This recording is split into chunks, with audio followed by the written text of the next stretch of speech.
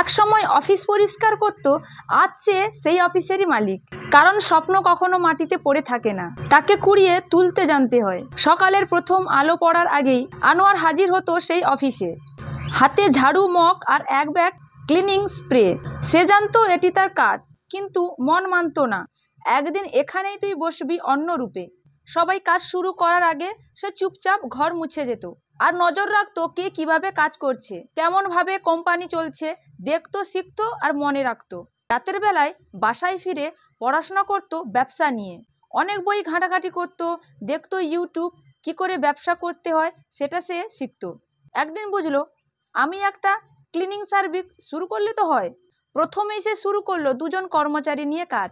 তারপর ধীরে ধীরে তার কর্মচারীর সংখ্যা বাড়তে লাগলো, তার কাজ বড় হলো। আজ তার কোম্পানিতে কাজ করে শতাধিক মানুষ। যে অফিসে একদিন সে ঝাড়ু দিত, অবাক করা ব্যাপার তো এটা, আজ সেই অফিসে তার নিজের সার্ভিস কন্ট্রাক্ট।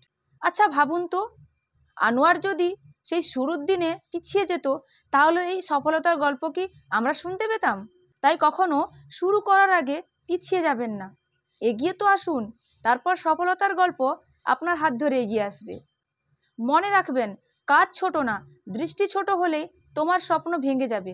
তাই দৃষ্টি বড় রেখো আর স্বপ্ন নিয়ে সামনের দিকে এগিয়ে যাও।